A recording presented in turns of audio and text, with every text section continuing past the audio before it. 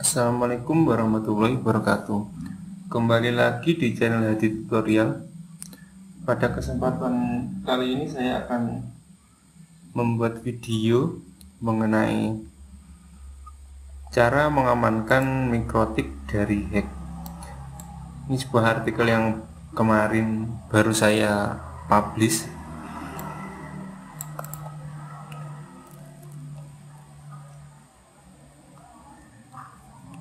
Di sini nanti saya menggunakan router di rumah saya, yaitu RB951 untuk manajemen wifi di rumah. Langsung saja. Di sini belajar dari pengalaman dan juga dari blog-blog yang sudah mainstream atau banyak dibahas sebenarnya. Hanya saja kemarin saya mengalami sendiri. Kasusnya masih belum parah.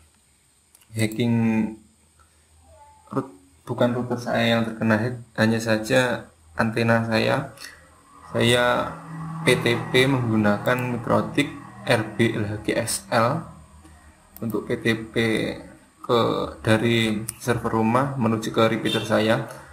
Di situ kedua antena saya itu direset karena kemarin itu terlalu banyak komplain dari klien saya lupa untuk melihat log atau akses dari mana saja yang baru mengakses antena saya itu. Langsung saya setting ulang karena waktu saya lihat kemarin itu dia itu kesettingan default.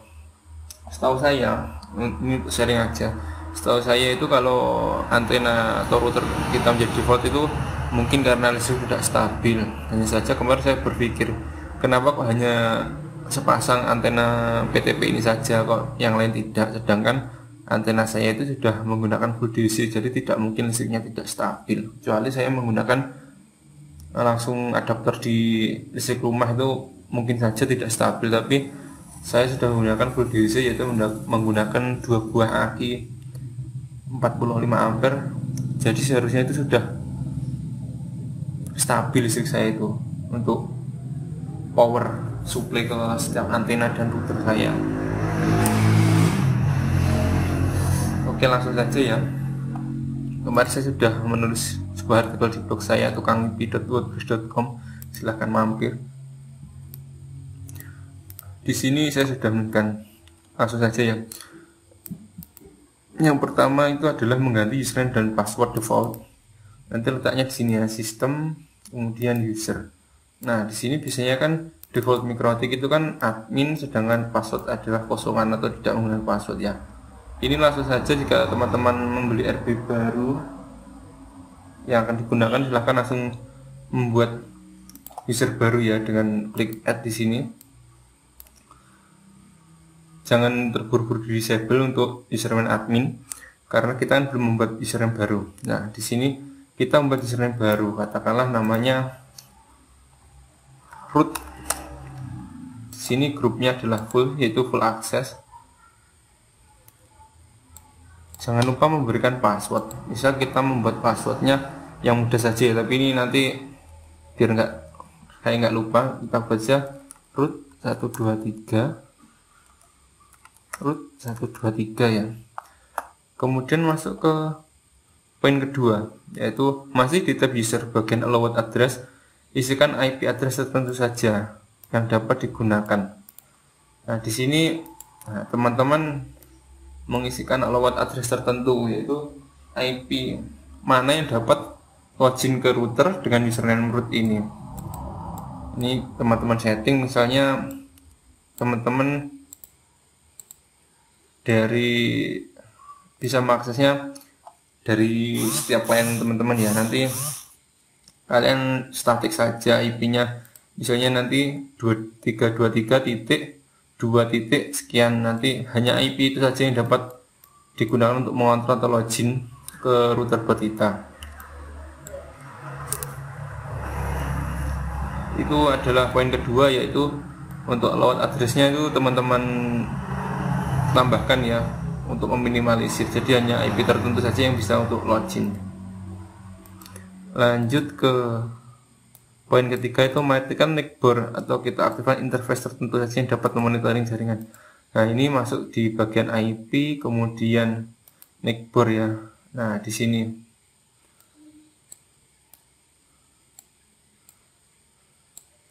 Nah, saya sambil merokok teman-teman, jadi kadang berhenti. Untuk poin ketiga, matikan neckboard. Di beberapa versi itu tampilannya agak berbeda, saya nggak hafal versinya sih, cuman ini saya menggunakan versi 6.468 long jump untuk versi router ini. Nah, di sini teman-teman bisa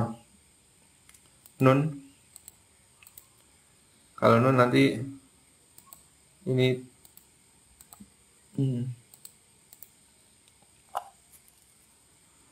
jadi tidak terdeteksi ya nanti.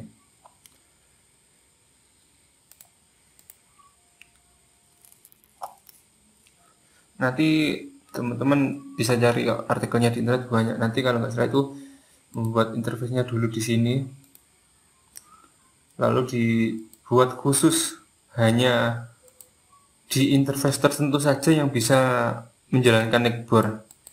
Soalnya kalau di klien nanti, katakanlah di sini topologi saya itu semuanya menggunakan mikrotik ya, di radio access point maupun di klien ya. Jadi manajemennya biar lebih mudah menurut saya itu satu merek. Nah, tapi nanti itu bisa dimanfaatkan. Kadang ada klien-klien usil itu yang setahu saya itu nggak terlalu banyak. Kadang itu ada anak TKJ atau yang jurusan TKJ seperti itu iseng nyoba-nyoba gitu. Kadang itu static IP-nya static, jadi nanti IP-nya konflik. Nah, kalau IP konflik nanti internet kita kan bisa trouble keseluruhan. Itu ya teman-teman ya. Jadi untuk neckboard lebih baik dimatikan atau diaktifkan untuk interface tertentu saja. Kemudian keempat, matikan service yang tidak perlu. Nah, kita masuk di IP, kemudian service. Nah, di sini ada banyak menu servisnya. Matikan service yang tidak perlu ya teman-teman ya. Seperti web ini kan nggak perlu, bahaya juga kalau kalian bisa mengaksesnya. Kita akses saja Winbox. Kalau teman-teman membutuhkan, saya sarankan untuk mengganti port ya. Ini masuk ke poin kelima ya. Masih bagian dari service ganti port. Jadi kita acak saja. Kan banyak kita bisa ngisi ngawur lah, kita ngacak aja.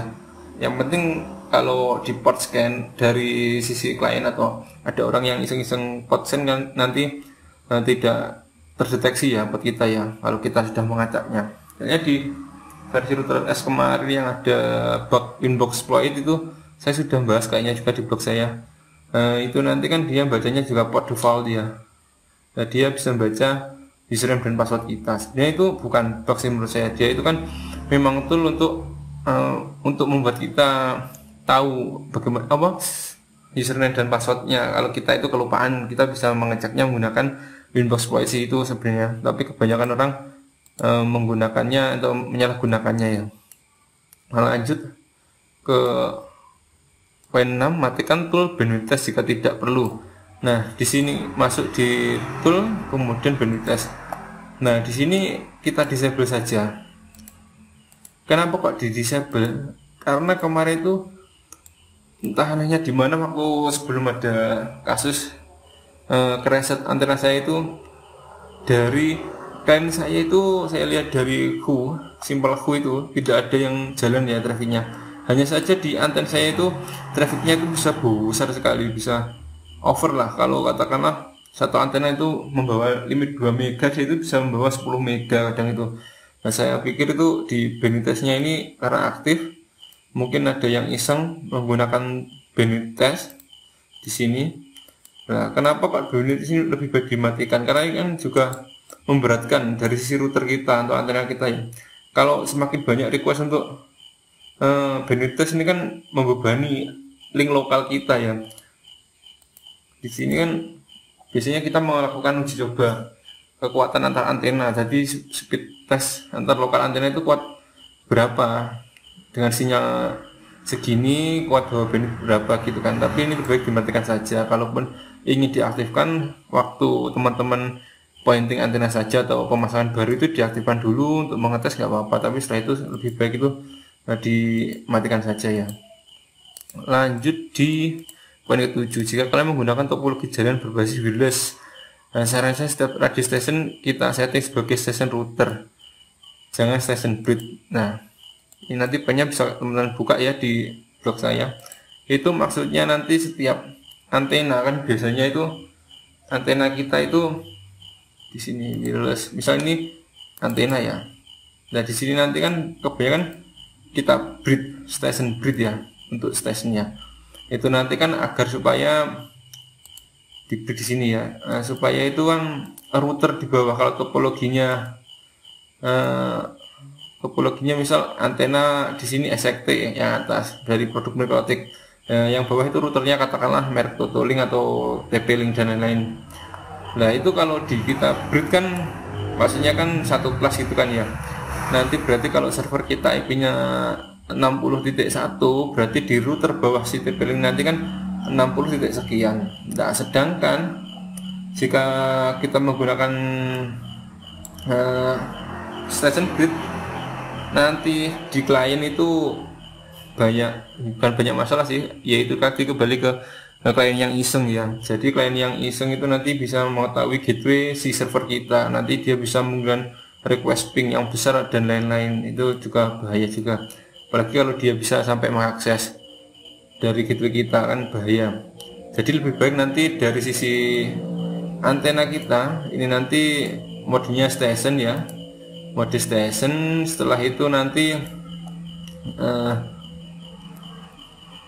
kita root di setiap anten kita ya. Jadi bukan router TP-Link kita yang kita root ya, nanti di root sih, cuman anten kita juga kita root. Jadi yang dapat gateway internet itu anten kita. Nah sedangkan turun ke bawah nanti ke router TP-Link kita yang di klien bawah itu nanti akan mendapatkan IP dari antena kita. Jadi nanti interface, misalkan kalau antena kan cuma WLAN sama Ether 1 katakanlah, nanti jadi yang mendapat akses dari internet server kita kan WLAN 1, sedangkan Ether 1 nanti kita berikan IP juga, sama seperti nyeting router. Jadi kita setting root, nanti kita kasih firewall, kasih NAT, kasih gateway di sini ya. Nah sedangkan di bawah nanti kita setting IP biasa untuk Ether 1-nya menuju ke TP-Link, terus nanti kita kasih DHCP server.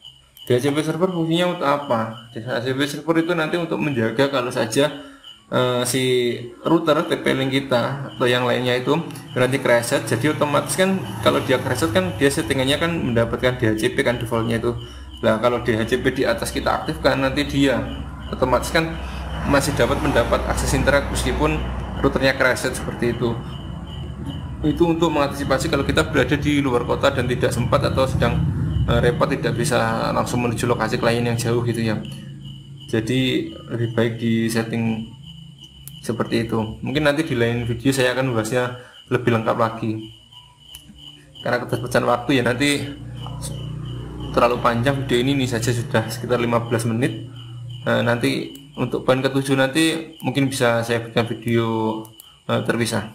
Untuk poin ke-8 itu cek log dan history router kita. Di sini ya, soalnya saya kemarin itu karena terburu-buru karena dapat konten, jadi tidak sempat melihat log. Nah di sini kan kita dapat melihat apa saja, siapa saja yang baru melogin, melakukan perubahan seperti apa. Kemudian di sistem history di sini pun juga ada. Ini untuk mengecek terakhir kali itu ada perubahan apa saja seperti itu. Kalaupun ada perubahan itu dari IP mana yang baru saja melogin seperti itu. Makanya tadi di bagian load address di user, nah di sini kan tadi sudah saya kasih tahu untuk mengisi load address server tidak sembarang IP bisa melakukan login ke router kita. Ini untuk poin terakhir yaitu rutin update versi router OS kita.